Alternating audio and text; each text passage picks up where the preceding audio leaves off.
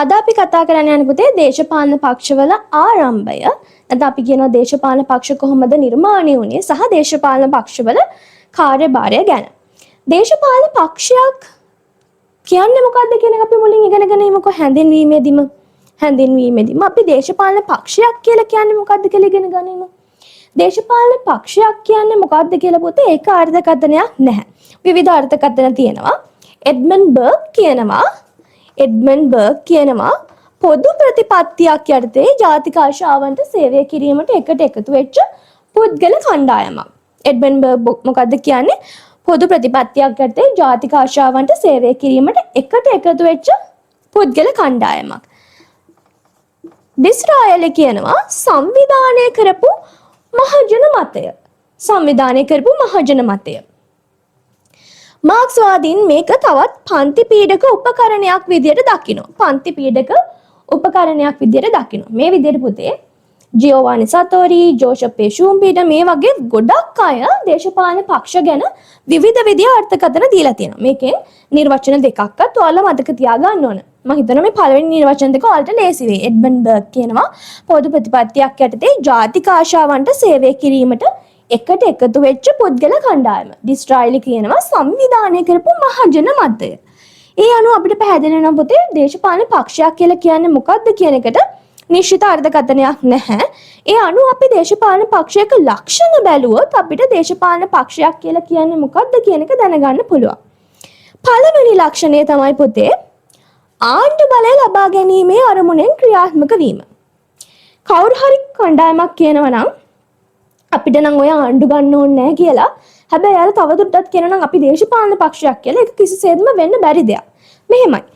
සම්භාවිතාව වෙනස් වෙන්න පුළුවන්. සාමාන්‍යයෙන් ඊටාම ජනතාවගේ වැඩි ප්‍රසාදයක් දිනාගත්තේ නැති බොහොම සුදු පිරිසක විතරක් කැමැත්ත තියෙන දේශපාලන පක්ෂයකට සෑහෙන කාලයක් යනකම් ජනතාවගේ කැමැත්ත හම්බ වෙන්නේ නැති නිසා ආණ්ඩුව ගන්න බෑ.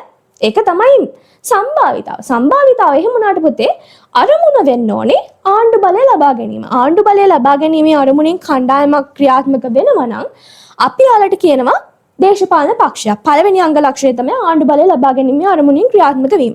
දෙවෙනි එක තමයි සමාජිකත්වය. අනිවාර්යෙන්ම පුතේ දේශපාලන පක්ෂයක සමාජිකයන් ඉන්නවා. සමාජිකත්වය ලබා දෙන ඔයාලා දැකලා ඇති. මැතිවරණ වේදිකාවල එහෙමත් දේශපාලන පක්ෂවලදී පක්ෂ සමාජිකත්වය විවිධ පුද්ගලයන්ට ලබා දෙනවා. අනිත් එක ප්‍රතිරාමුවක්. එක දේශපාලන පක්ෂවලට පුතේ ප්‍රතිපත්ති වෙනස්. ප්‍රතිපත්ති රාමුවක් තියෙනවා. මතවාදී අනන්‍යතාවයක් තියෙනවා. එක දේශපාලන පක්ෂ දරන දේශපාලන මතය වෙනස්. ලිබරල් මතයක් වෙන්න පුළුවන්, සමාජවාදී අදහස් වෙන්න පුළුවන්. එක අය දරන අදහස් වෙනස්. ඒ අනුව ආණ්ඩු බලය ලබා ගැනීම අරමුණක් තියෙන්න ඕන, සමාජිකත්වය තියෙන්න ඕන, ප්‍රතිපත්ති රාමුවක් තියෙන්න ඕන, මතවාදී අනන්‍යතාවයක් තියෙන්න ඕන. කවුද මේ දේශපාලන පක්ෂයක මේ ලක්ෂණ ටික ඉදිරිපත් කරේ? ඇන්ඩ්‍රු හේවුඩ් තමයි පුතේ කිව්වේ මෙන්න මේ ලක්ෂණ තියෙනවා නම් අන්න ඒ කණ්ඩායම අපිට දේශපාලන පක්ෂයක් විදිහට හඳුන්වා දෙන්න පුළුවන් කියලා. ඒ අනුව අපිට පැහැදිලි දැන් දේශපාලන පක්ෂයක් කියලා කියන්නේ මොකක්ද කියන එක. අනිවාර්යයෙන්ම ආණ්ඩු බලය ලබා ගැනීමේ අරමුණක් දේශපාලන පක්ෂයට තිබිය යුතුයි. එහෙම නැත්නම් ඒ කණ්ඩායම අපිට දේශපාලන පක්ෂයක් විදිහට හඳුන්වා දෙන්න හැකියාවක් නැහැ. කවදද මේ දේශපාලන පක්ෂ නිර්මාණය වුණේ? ප්‍රධාන වශයෙන් පුතේ මේ 18 19 සියවස්වල ඇමරිකාව යුරෝපය පදනම් කරගෙන දේශපාලන පක්ෂ නිර්මාණය වෙන්න පටන් ගත්තා. නමුත් 20 වන සියවසේදී තමයි පුතේ මේ ආසියාවට විශේෂයෙන්ම ලංකාව ඉන්දියාව පදනම් කරගත් දේශපාලන පක්ෂ නිර්මාණය වෙන්නේ විශේෂයෙන්ම ලංකාව තුළ 20 වන සියවසේදී. ඒ අනුව ලංකා සමාජ පක්ෂය, කොමියුනිස්ට් පක්ෂය, එක්සත් ජාතික පක්ෂය, ශ්‍රී ලංකා නිදහස් පක්ෂය මුල් කාලීනව ලංකාවේ නිර්මාණය වෙච්ච දේශපාලන පක්ෂ. විශේෂයෙන්ම දේශපාලන පක්ෂ හැඳින්වීමේදී පුතේ මෙන්න මේ කරුණු ටික ඔයාලා මතක තියාගන්න ඕන. ඊළඟට අපි කතා කරනවා දේශපාලන පක්ෂවල කාර්යභාරය.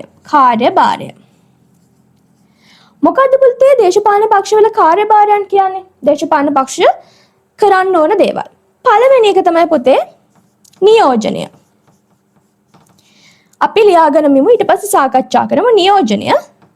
දෙක දේශපාලන ප්‍රභූ ස්තරයෙන් නිර්මාණය කිරීම.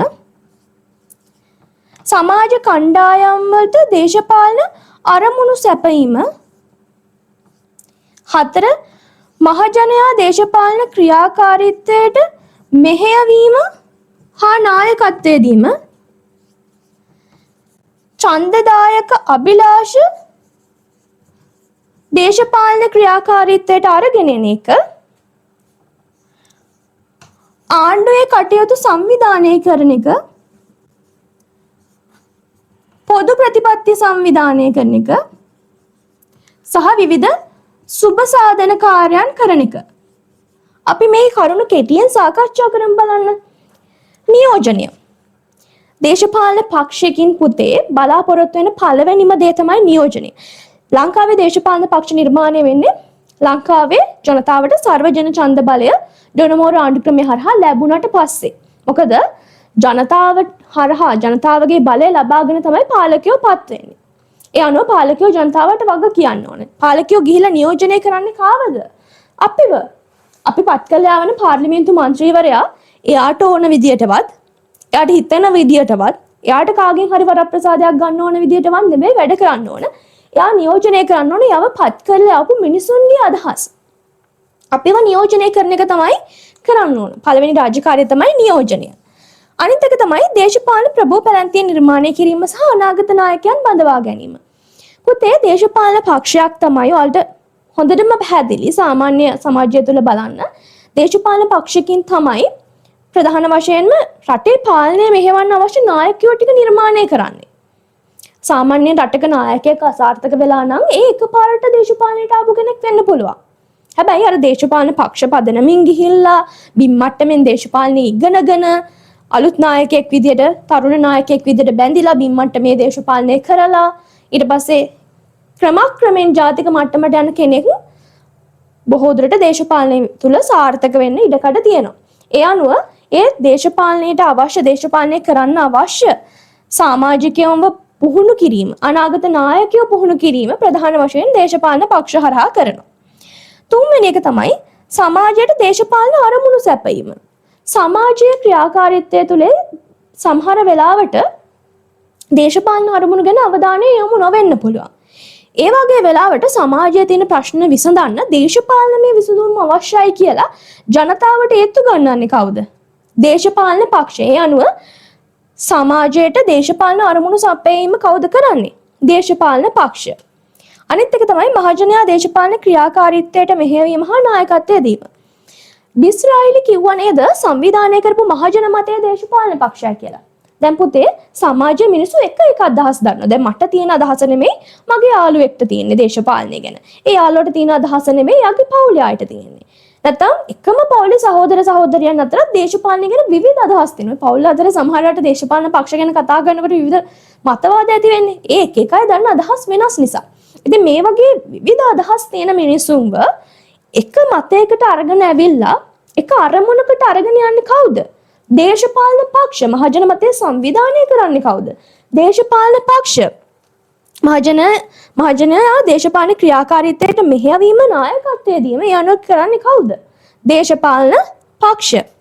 අනිත් දේ තමයි ඡන්දදායක අභිලාෂ දේශපාලන ක්‍රියාකාරීත්වයට අරගෙන එන එක.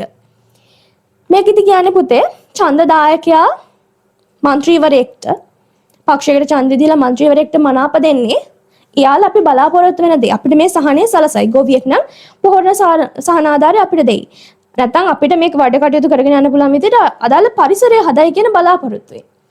ඒ අභිලාෂ ටික දේශපාලන ක්‍රියාකාරීත්වයට අරගෙන ඇවිල්ලා නීති නිර්මාණය කරන එක කරන්න මේගොල්ලෝ. හැබැයි ඇත්තටම ප්‍රායෝගික තලයේ තුල ඒක ක්‍රියාත්මක වීම සම්බන්ධයෙන් ප්‍රශ්න තියෙනවා.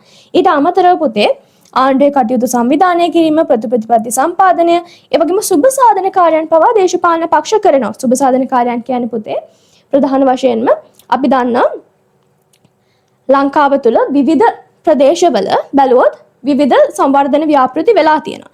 ඉතින් මේ සංවර්ධන ව්‍යාපෘති වලට මූලිකත්වය ගන්න කවුද? එක කාලවල ආණ්ඩු බලය ගත්තු විවිධ දේශපාලන පක්ෂ. ඒ අනුව අපිට පැහැදිලි දේශපාලන පක්ෂවල කාර්යභාරය මොකක්ද කියන එක. ඒ අනුව අපිට පැහැදිලි වෙන දේ තමයි ඇත්තටම දේශපාලනය තුළ නියෝජන ප්‍රජාතන්ත්‍රවාදය ප්‍රචලිත වෙන්න මිනිසුන්ගේ ඡන්දේ වටිනාකම මිනිසුන්ට ඒත්තු ගන්නන්න දේශපාලන පක්ෂ නැතුවම බැරි දෙයක්. නියෝජන ප්‍රජාතන්ත්‍රවාදයේ ක්‍රියාත්මක වෙන්න අවශ්‍ය මූලිකම අංගය මොකක්ද? දේශපාලන පක්ෂ කියලා ඔයාලට නිගමනයේදී ලියලා අවසන් කරන්න පුළුවන්.